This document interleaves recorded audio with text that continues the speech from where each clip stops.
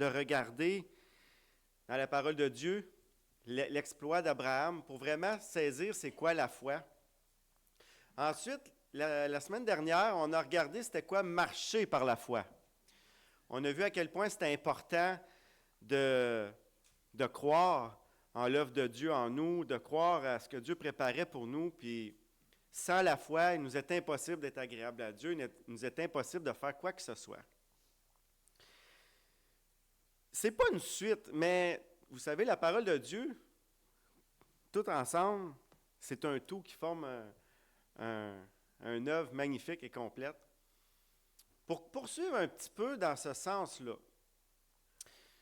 comme on a eu l'exemple d'Abraham, de la foi, marcher par la foi, aujourd'hui, le titre du message, c'est « La sainteté, l'amour et le travail ». Vous savez, l'Église du Seigneur Jésus, quand on parle de l'Église, on ne parle pas du bâtiment. Hein? On parle de chacun de vous qui est ici ce matin. Moi. Puis, comme Dieu est le Père des croyants, il veut que son Église soit à son image. Si vous voulez tourner tout de suite dans 1 Thessaloniciens 4, on a vraiment une belle image ici parce que la lettre que Paul a écrite aux Thessaloniciens, c'est vraiment une lettre, on pourrait être jaloux de cette Église-là parce que Paul, il les vante. Hein? Ici, Paul n'est pas dans des reproches comme à l'Église de Corinthe. C'est très différent. On va regarder ensemble, en tant qu'Église, en tant que famille de Dieu, on va poursuivre c'est quoi que Dieu comme Père, il veut pour nous, pour ses enfants. C'est dans ce sens-là que j'aimerais que vous voyiez ce qu'on va regarder ce matin. Je vais vous introduire un petit peu. Le Seigneur nous appelle à de grandes choses. Puis si je fais un petit exemple, OK, avec le travail, on va aller un petit peu dans le domaine du travail, parce que tout le monde a travaillé, ou tout le monde travaille, donc on peut comprendre un peu le principe. Lorsqu'on est embauché dans une entreprise, ou lorsqu'on démarre une entreprise, OK, on doit faire face à l'attente, soit de notre patron, ou si on est notre propre employeur, on doit faire face à l'attente de nos clients. On est toujours pris, d'une manière ou d'une autre, qu'on soit patron ou employé, on doit satisfaire soit le patron ou le client. Et quand on est dans une entreprise, on veut satisfaire le patron, mais le patron, lui, dans tout ça, il veut satisfaire le client. Fait qu'en bout de ligne, c'est une ligne de redevabilité qui finit jamais. On ne peut jamais vraiment être au-dessus, à la tête, dire on ne doit rien à personne. On est toujours redevable. Et nous, en tant qu'enfants de Dieu, bien, on est redevable à notre Père. Le Seigneur nous appelle, premièrement. Ensuite, il nous transforme. Et il prépare toutes choses nouvelles. Parce qu'il dit dans la parole que quand on est converti, les choses anciennes sont passées et voici, toutes choses sont devenues nouvelles. Je voudrais vous donner un petit exemple. Je vais parler pour moi parce que je ne m'attends pas à ce que tout le monde ait passé par le même chemin que moi. Mais je suis convaincu qu'il y en a eu beaucoup comme moi. Quand je me suis converti, au début de ma conversion, on s'entend qu'au début, à moins qu'on soit né dans une famille chrétienne, mais si vous êtes comme moi, vous venez d'une famille qui n'a jamais entendu parler du vrai Dieu, je me suis dit au début de ma vie chrétienne, bon, mais là, si je me repens de mes péchés, si je crois en Jésus, j'ai la vie éternelle. Qu'est-ce que j'ai besoin de plus que ça? Hein? C'est une question qui se dit, viens. Je me suis dit, bon, ben, Seigneur, je me repens, je prends ton salut, puis après ça, je continue ma vie. J'ai la vie éternelle. Qu'est-ce que je voudrais de plus? J'ai la vie éternelle, puis je peux vivre la vie que je veux ici-bas sur terre. Hey, j'ai le meilleur des deux mondes. Mais tu sais, j'étais jeune croyant. Je ne connaissais pas toute la parole de Dieu. Je savais que Dieu voulait m'offrir le salut. Il voulait pardonner mes péchés. Puis il voulait m'emmener au ciel avec lui. Mais je ne savais pas qu'il voulait ma sanctification, par exemple. Ça, je ne le savais pas. Mais c'est pas grave. Quand on est jeune chrétien, il ne faut pas tout comprendre et tout savoir pour être sauvé. Mais après ça, on va apprendre. Puis vous allez voir que ce qu'on va regarder un petit peu ce matin, on voit qu'il y a on va parler un petit peu de la sanctification. Si je vous dirais, c'est quoi la définition de la sanctification? C'est un processus par lequel le croyant est mis à part pour Dieu, devenant de plus en plus transformé à l'image de Jésus-Christ. Il reçoit de Dieu un cœur et un esprit saint qui va conduire le nouveau croyant vers la sainteté dans sa vie. Nous serons parfaits totalement de corps à l'enlèvement seulement. Donc Dieu fait une œuvre parfaite que personne ne peut défaire. C'est Dieu qui l'a faite. C'est fait d'une main extraordinaire. Puis cette œuvre-là, le Seigneur, il va la rendre parfaite en son temps. Mais lorsque Dieu regarde ses enfants, il les voit déjà saints, car il voit le produit final sans tenir compte du temps. C'est ça qui est merveilleux avec le Seigneur. Donc, le croyant, il est instantanément mis à part pour Dieu, pour une œuvre parfaite que Dieu a préparée d'avance. Il est purifié, justifié, baptisé de l'Esprit, sauvé de la colère de Dieu, déclaré juste au jour où il s'est repenti de ses péchés et il est passé de la mort à la vie. Mais, dans ce jour merveilleux-là, la joie et le manque de connaissance au début de la vie chrétienne, ou on pourrait dire le manque de savoir, comme moi, a laissé sous-entendre que, j'ai tout reçu tout pleinement, rien que d'un coup, en un seul instant. C'est fini, je suis prête. Mais ça va plus loin que ça.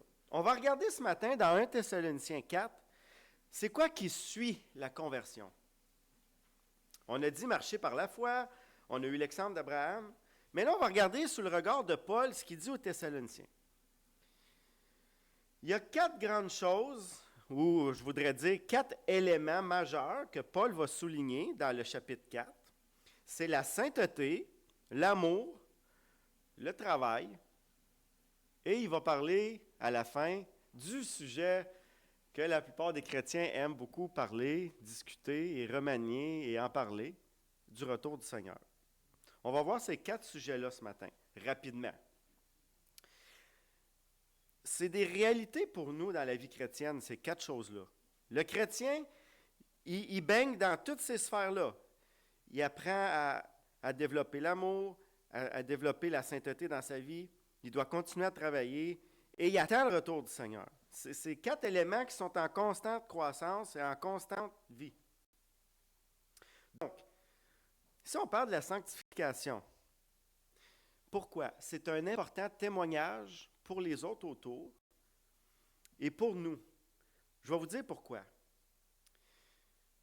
Quand on voit une partie de nous qui est vraiment, on sait que cette partie-là de nous déplaît à Dieu. Parce que plus on connaît la parole, plus on voit qu'on ne vit pas comme Dieu le voudrait. Ça nous révèle quand que Dieu il change quelque chose en nous, puis qu'on voit on voit que hey, je m'en ai sorti ou j'ai vaincu. Puis là, tu dis, hey, c'est pas de moi, ça peut pas venir de moi, je suis pas capable de faire ça. C'est un témoignage, premièrement, pour nous que Dieu est à l'œuvre en nous. Et imaginez pour ceux en dehors qui voient la transformation, à quel point c'est puissant. Donc, la sanctification est importante pour 2 choses, pour nous et pour le témoignage pour les autres. Puis, on devient à ce moment-là des témoins vivants de la grâce de Dieu. Parce qu'ici, c'est des témoins qu'on voit dans la lecture du passé. On ne voit pas Paul debout devant nous accomplir des œuvres. On ne voit pas Pierre, on ne voit pas Jean, on ne voit pas Jésus. Mais quand on regarde un enfant de Dieu, on voit l'œuvre que Dieu fait en lui, puis ça nous révèle la présence de Dieu dans la vie aujourd'hui en 2025. Donc,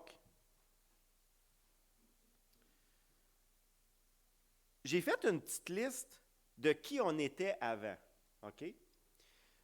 Là, faites sûr que la porte là est débarrée parce que je vais me sauver par là après l'avoir dit pour pas que vous vouliez me pogner. OK?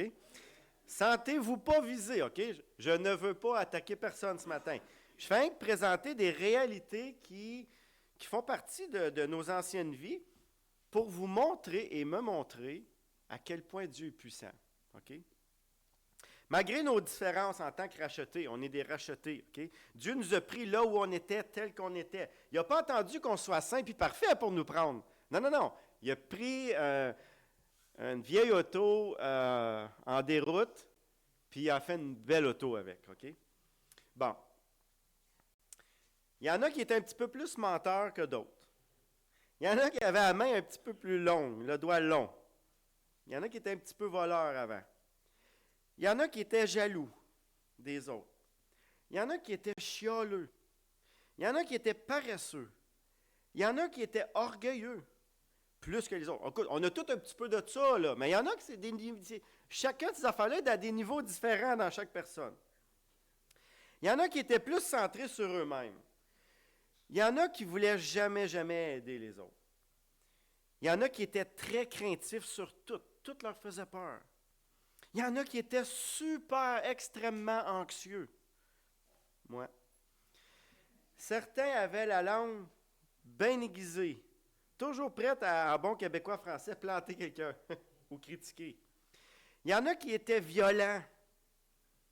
Il y en a qui étaient peureux. Il y en a qui parlaient trop. Moi. Je me suis souvent fait dire par mes parents, « Carl, ferme-ta. » Je ne vous dirai pas le reste. Hein. Il y en a d'autres qui ne parlaient pas assez. Il y en a d'autres, il faut leur tirer les verres du nez. « Parle, dis quelque chose, puis... » Parle pas, il dit rien. C'est encore plus choquant, ça aussi. L'autre qui parle trop, il tape ses nerfs, puis l'autre qui parle pas assez, il tape ses nerfs aussi. Bon, là, j'arrête avant qu'il faut que je me sauve par là. Dieu nous permet de voir dans nos vies ces changements-là, graduellement.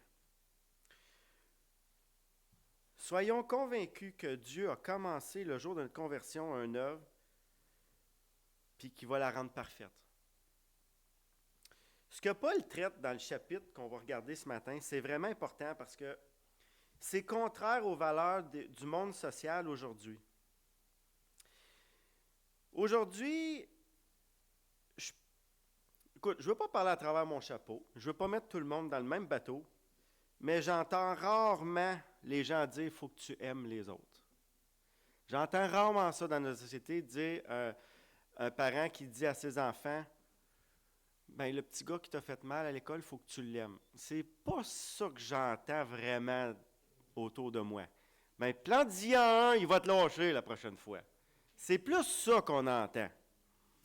Mais nous, les chrétiens, on est en route pour changer ces choses-là. On essaie de vivre plus. La parole de Dieu dit de prendre soin des autres, les uns les autres. Aujourd'hui, le monde nous dit « prends soin de toi ». C'est contraire à la parole de Dieu. Beaucoup de jeunes qui sortent de l'école aujourd'hui, je suis certain que vous pourriez en témoigner, vous êtes témoins, ils veulent un gros salaire, ils n'ont pas d'expérience, ils veulent beaucoup de jours de congé, puis ils ne veulent pas faire d'efforts. La parole de Dieu nous montre le contraire. Quand tu commences, il faut que tu ne demandes rien, il faut que tu fasses de ton 100%. C'est tout le contraire. Puis, personne dans le monde qui connaît, mais on va dire, tout le monde dans le monde qui ne connaît pas Dieu, n'attendent pas le retour du Seigneur. Il y a juste les chrétiens qui attendent. Donc là, on va rentrer dans notre sujet. Allez à 1 Thessaloniciens 4, verset 1. Puis regardez comment que Paul il est encourageant. Il est encourageant parce que l'Église, elle marche comme il faut. Regardons c'est quoi une Église qui marche comme il faut. Regardez c'est quoi Paul dit aux Thessaloniciens. Au reste, frères, puisque vous avez appris de nous comment vous devez vous conduire et plaire à Dieu, et c'est là ce que vous faites. Wow! Nous vous prions et nous vous conjurons au nom du Seigneur Jésus de marcher à cet égard parce que vous l'avez fait, c'est fini. Donc, il les félicite, mais là, il les encourage à continuer. C'est facile de bien faire les choses une fois, puis après ça, retomber dans notre mauvais pli. Mais il faut continuer, de progrès en progrès. Vous savez en effet quels préceptes nous vous avons donnés de la part du Seigneur Jésus.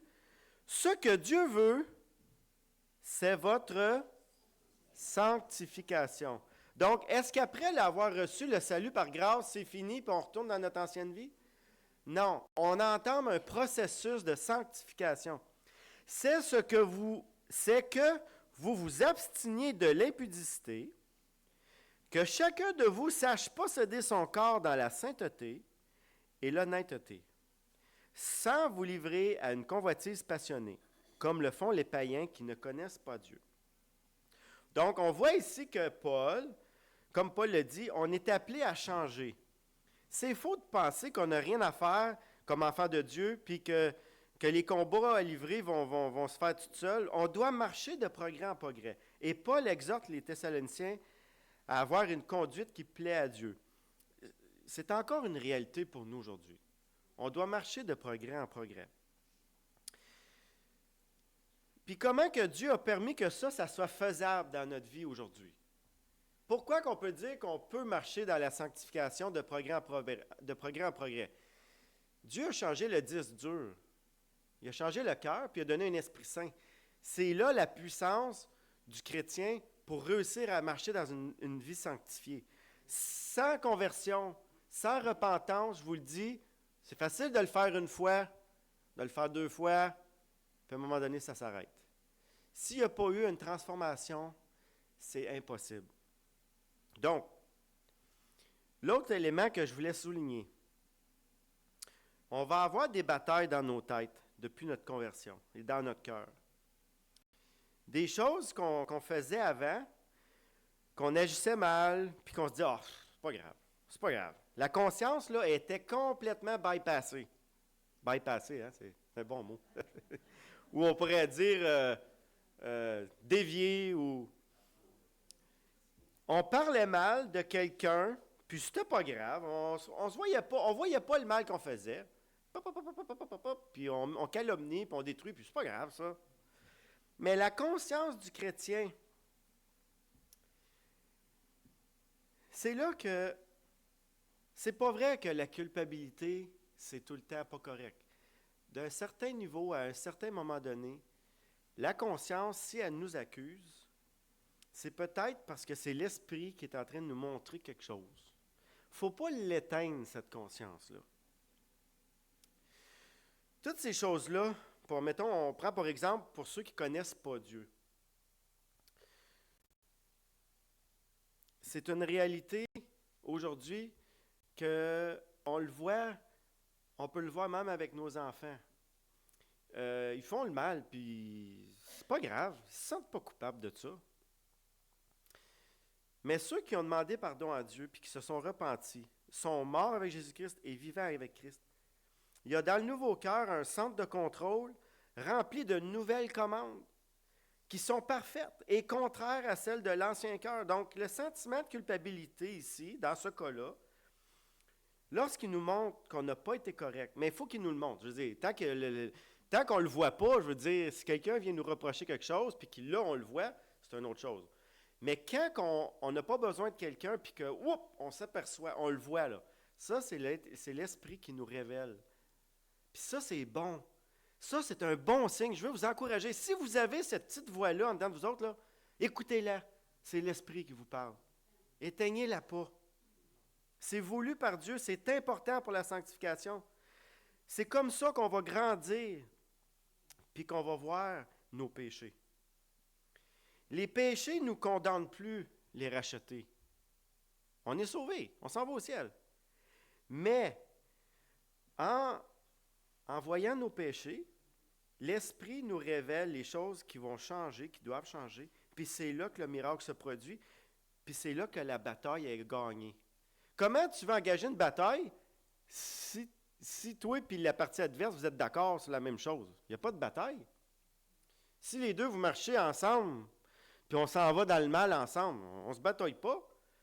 Mais s'il y en a un qui va aller par là, puis l'autre va aller par là, puis ils sont attachés ensemble, là, il y a une méchante bataille. Là, c'est là qu'il faut couper le cordon. C'est là parce qu'on ne peut pas marcher sous un joug étranger. On peut pas le mal et le bien ne marchent pas ensemble. Ça ne fonctionne pas. Donc, il y a une différence. C'est ici que, si vous vous rappelez, notre pasteur, M. Godin, nous disait souvent, c'est là la grande différence entre vivre dans le péché est tombé. Les gens sans Dieu, ils vivent dans le péché. Ils n'essayent pas d'arrêter, ils n'essayent pas de s'en sortir. Mais les enfants de Dieu, ils se battent contre le péché et oui, ils peuvent tomber malheureusement, mais leur conscience leur montre et ils se relèvent. C'est là que le chrétien, c'est là que tu vas voir c'est quoi un chrétien. Il va se relever, il va aller te voir en pleurant, il va te dire « Je m'excuse, je sais que je t'ai fait du mal. Je m'excuse, je me sens mal, je me sens pas bien. » Il ne va pas aller te voir et te dire « Hey, je m'excuse, là, mais ça m'a fait du bien de te le dire. » C'est pas ça qu'il va faire, le chrétien. Il va voir la peine, la douleur qu'il a faite à l'autre, puis il va se repentir, puis il va aller le voir, puis tu vas sentir, tu vas le voir que c'est une vraie repentance. C'est ça l'œuvre de Dieu dans la vie des enfants de Dieu. Le sentiment de culpabilité, dans ce cas-là, il va produire l'humilité, et l'humilité va produire la repentance, et la repentance va produire la victoire sur l'épreuve.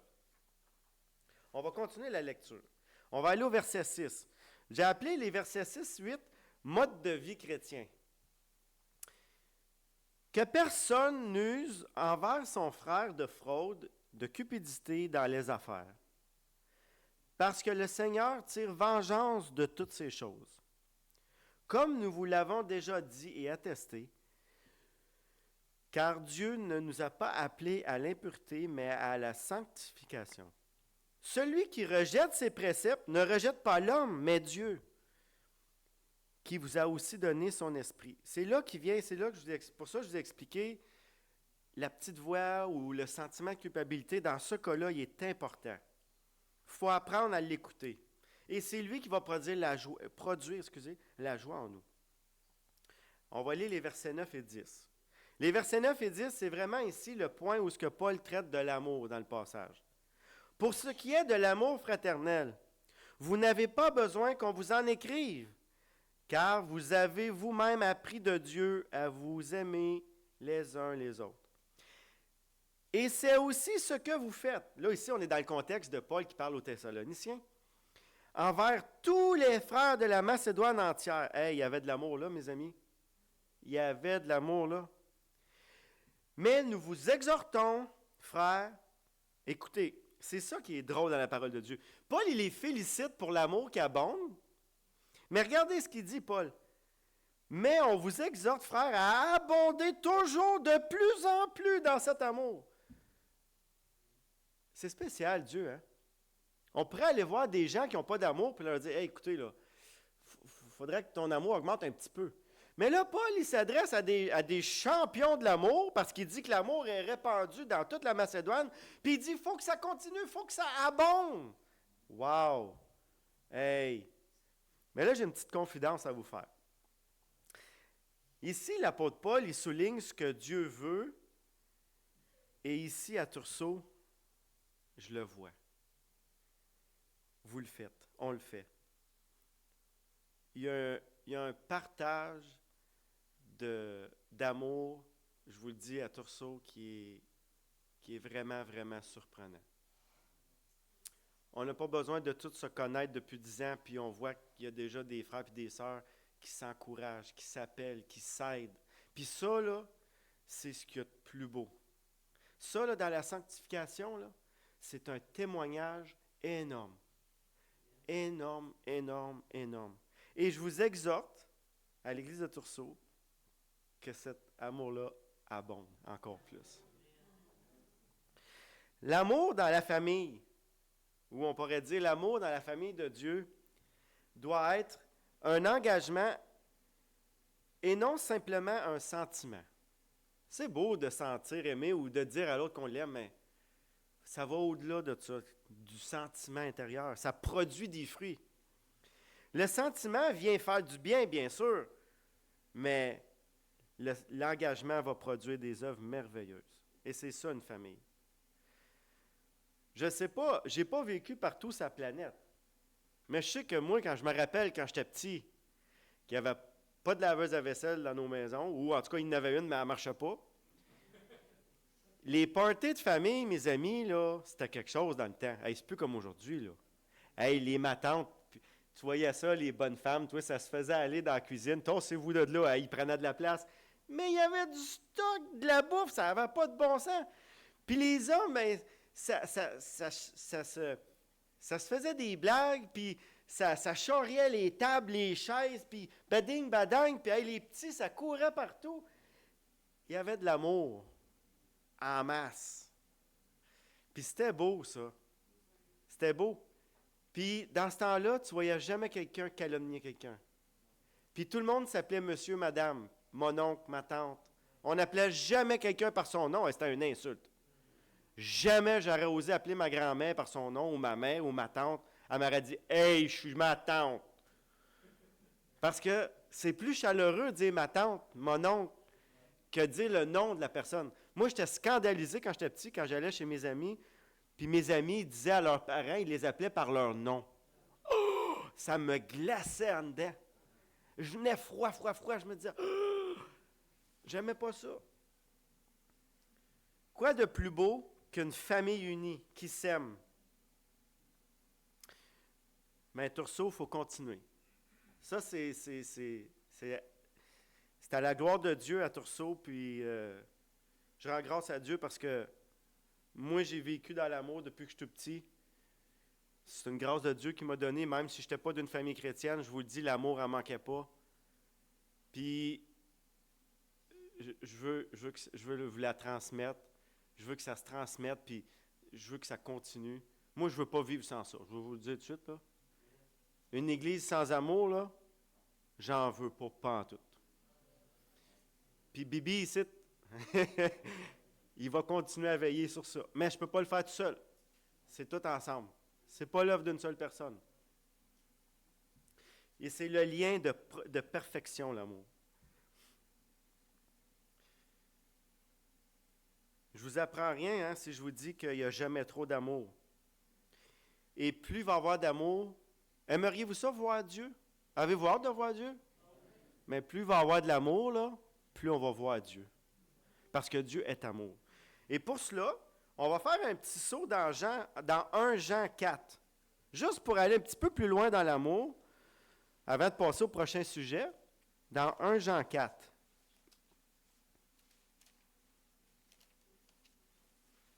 Hein, Jean, c'est l'apôtre de l'amour. Vous allez aller au verset 15. 1 Jean 4, verset 15.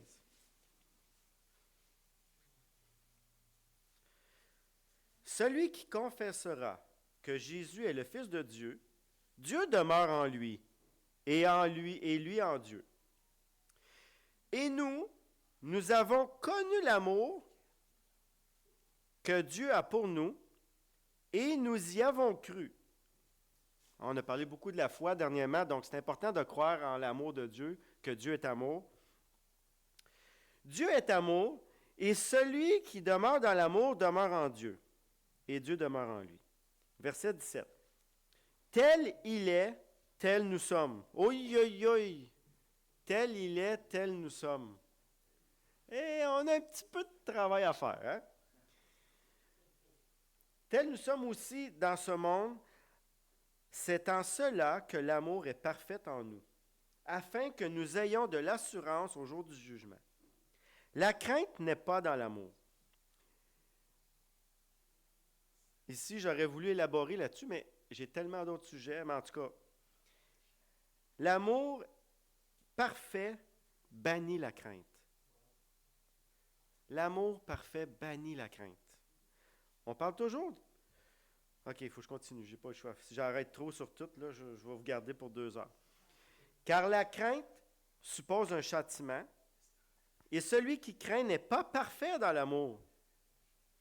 Pour nous l'aimons parce qu'il nous a aimés le premier. S'il dit j'aime Dieu, si quelqu'un dit j'aime Dieu et qu'il haït son frère, c'est un menteur. Car celui qui n'aime pas son frère qu'il voit, comment peut-il aimer Dieu qu'il ne voit pas? Et nous avons de lui ce commandement, que celui qui aime Dieu aime aussi son frère. Donc l'amour, ça ne se fait pas tout seul, hein? Ça se fait ensemble.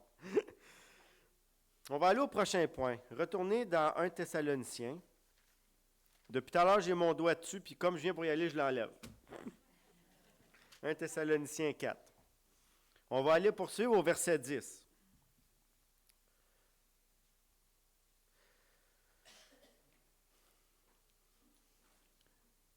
le titre le verset 10 à 12, ouais, c'est plus 11 à 12, mais je vais chevaucher un peu. Ici, on va parler du travail. Frères, abondez toujours plus dans cet amour. OK, ouais, c'est pour ça que je voulais commencer au verset 11. Et à mettre votre honneur à vivre tranquille, à vous occuper de vos affaires. Et ici, quand il parle de vos affaires, c'est vraiment de votre travail. Et à travailler de vos mains comme nous vous l'avons recommandé, en sorte que vous vous conduisez honnêtement envers ceux du dehors et que vous n'ayez besoin de personne. Paul, ici, il vient souligner un détail important. J'ai déjà entendu de mes oreilles, je ne sais pas si vous avez déjà entendu ça, ça c'est une petite anecdote que je vous partage. Je suis sauvé, aimé de Dieu, pardonné, et Dieu nourrit les oiseaux. Il va prendre soin de moi, c'est entièrement vrai. Vous avez sûrement déjà entendu ça, hein? Mais si on prend cela et on se dit, pas d'effort à faire, tout va me venir d'en haut, tout va tomber du ciel dans mon assiette, on se trompe un petit peu. Paul il est un bel exemple de ça. Pourquoi Paul se permet de dire ça?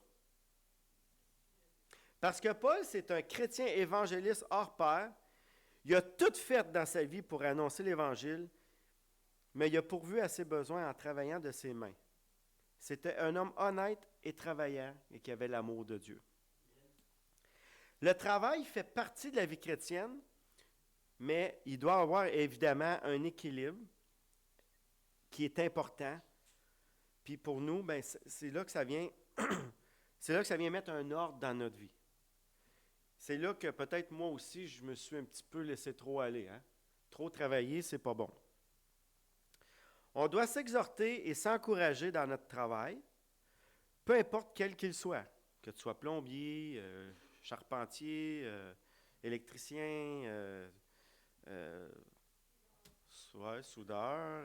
Mais là, je ne voulais pas le dire parce que je le dis souvent, là, mais il y a aussi un grand privilège de pouvoir s'aider, c'est de mettre tout en œuvre, toutes les compétences de tout le monde pour s'aider. Puis c'est ça aussi le lien parfait de l'amour entre nous.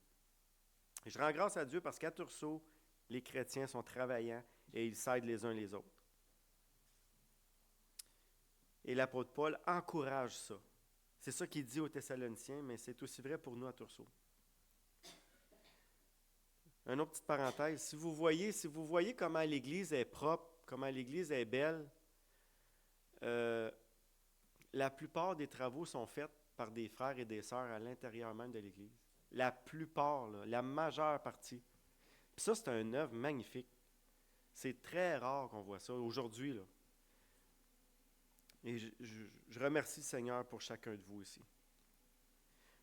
On va lire les versets 13 à 18, ceux auxquels vous avez le plus hâte d'entendre. Là, on ne parle plus de la sanctification, on ne parle plus de qu'est-ce qu'on doit faire, qu'est-ce qu'on doit rejeter, qu'est-ce qu'on doit...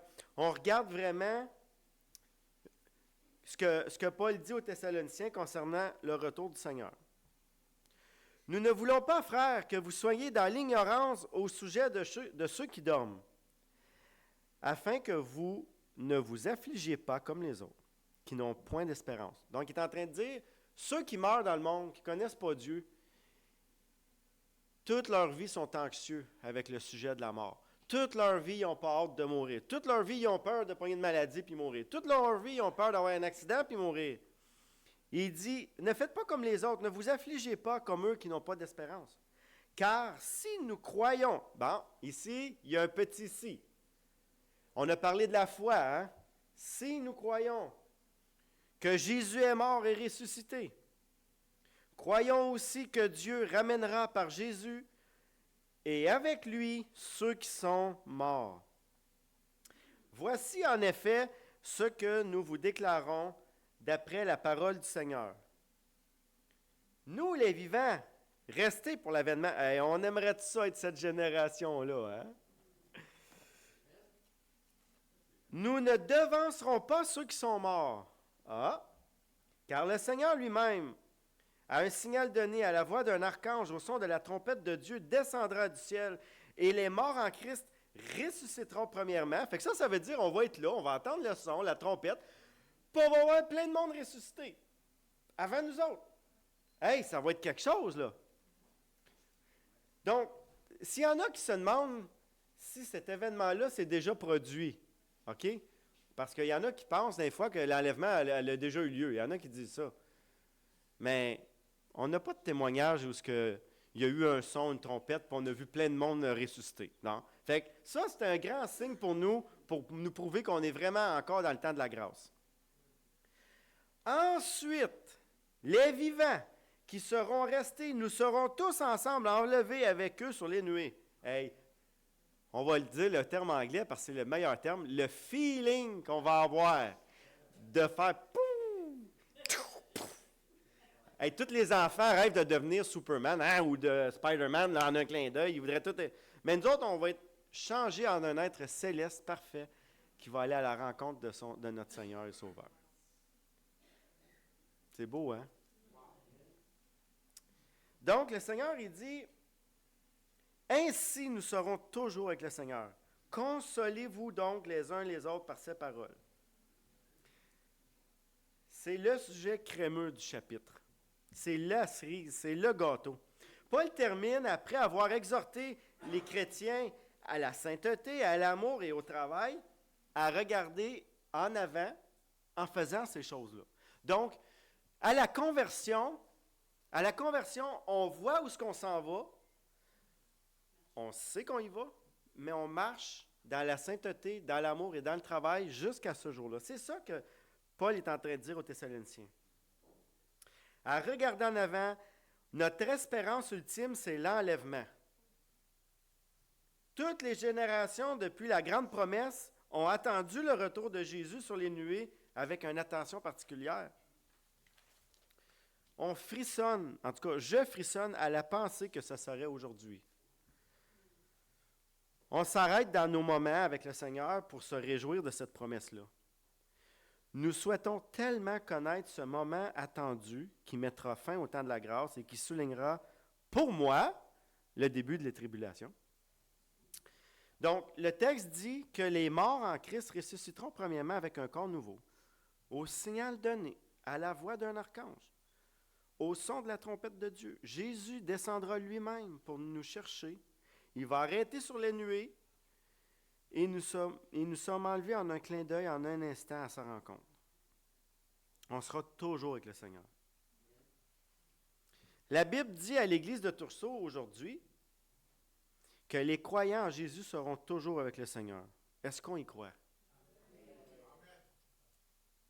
Pour faire une brève conclusion de ce qu'on a vu ce matin, aïe, aïe, aïe, ça passe vite. Quand on lit le chapitre 4 de 1 Thessaloniciens, ce que Paul dit, on voit que Dieu appelle ceux qui ont fait l'expérience de la conversion à marcher d'une manière digne de notre appel. Il parle en bien des Thessaloniciens, donc ils sont un modèle pour nous aujourd'hui. Marcher d'une manière digne de progrès en progrès signifie d'écouter notre conscience qui nous parle, puis de ne pas l'effacer ou de ne pas l'éteindre, mais dans ça, de chercher la gloire de Dieu dans nos vies. Pas penser à ce que il nous plairait à nous, mais de penser à ce qui plaît à Dieu. L'Église au travail est partout. Donc, ce n'est pas juste une chose du dimanche matin ou du mercredi soir, c'est une chose de jour après jour jusqu'au retour du Seigneur. Marcher dans la sanctification, ça veut dire, ou on pourrait dire dans la sainteté, ça veut dire mettre à part nos vies pour la gloire de Dieu. On ne vit plus pour nous-mêmes. Chercher l'amour au sein, là on va dire de l'assemblée, mais je pourrais dire chercher l'amour au sein de la famille de l'Église de Turceau, mais aussi au travail et à la maison. Il ne faut pas juste s'aimer nous autres entre nous autres. Il faut aimer nos femmes. Marie, aimez vos femmes comme Christ a aimé l'Église. Il faut aimer nos enfants. Ça fait bien d'affaires à aimer, hein? Nos frères et sœurs, puis nos ennemis. Hey boy, on a de l'amour à pratiquer. Cherchez à ce que l'amour augmente et abonde. C'est ça qui devrait être notre but principal dans la vie chrétienne. Travailler pour subvenir à nos besoins, honnêtement, pour la gloire de Dieu, fait partie de la vie sanctifiée du chrétien. Et Dieu bénira le fruit de son travail. L'espérance ultime, c'est ça qu'on a vu ce matin, repose sur l'éternité avec Jésus dans son royaume. Mais l'enlèvement est le prochain événement attendu à la voix de l'archange, au son de la trompette, à sa rencontre dans les airs. Donc Dieu veille sur nous, il nous a sauvés, mis à part pour son œuvre, il nous donne tous les encouragements et supports nécessaires dans la parole pour marcher en nouveauté de vie par la foi. C'est pour ça que je voulais donner une petite suite au message de la foi, parce que la sanctification, la vie chrétienne, ça demande de la foi. Pas juste pour être sauvé, pour marcher, ça demande de la foi. Et par la foi, marchons en sa gloire, de mieux en mieux chaque jour, avec l'amour de Dieu, travaillant pas pour être sauvés, mais pour contribuer aux bonnes œuvres que Dieu a préparées d'avance pour nous. Et la surprise va nous atteindre au moment où on s'en entendra le moins. Vous savez, chaque chrétien qui meurt, c'est un enlèvement, là. Chaque chrétien qui meurt, là, il y a un enlèvement qui se fait, là. Pouf! Il s'en va rejoindre le Seigneur. Il est délivré de son corps. Et il s'en va dans la présence de son Dieu. Donc, il y a des petits enlèvements à tous les jours, là. Hein? Il y a des chrétiens qui rejoignent le Seigneur à tous les jours, là. Mais c'est sûr que ça serait vraiment spécial de partir tout le monde ensemble aujourd'hui, là. Ouais. Mais j'espère que je vous ai encouragé à garder en tête que la culpabilité, c'est pas bon de vivre dedans. Mais c'est bon qu'elle vienne cogner à notre porte de temps en temps, c'est normal. Puis il faut apprendre à l'écouter. Pas se morfondre, au contraire. Quand tu sens la culpabilité arriver, Dieu nous a donné le moyen de s'en débarrasser. Repens-toi, règle la chose, puis c'est fini. Mais si tu vis dedans, puis elle te ronge, puis elle te détruit au point que tu veux même éteindre la conscience, c'est ça qui n'est pas bon. Mais une vie sanctifiée, c'est des enfants de Dieu qui veulent plaire à Dieu, depuis le jour de leur conversion jusqu'au jour où ils vont être en présence de Dieu. Et c'est ça que Paul dit aux Thessaloniciens. Mais il ne fait aucun reproche. Il ne fait aucun reproche à l'Église de Thessalonique, c'est que des éloges. Mais il leur dit, il faut que ça continue, puis il faut que ça abonde. Fait que nous autres aussi, il faut mettre ça en pratique. Donc, j'inviterai mon frère Jean-Pierre et l'équipe de louange pour terminer avec un dernier chant.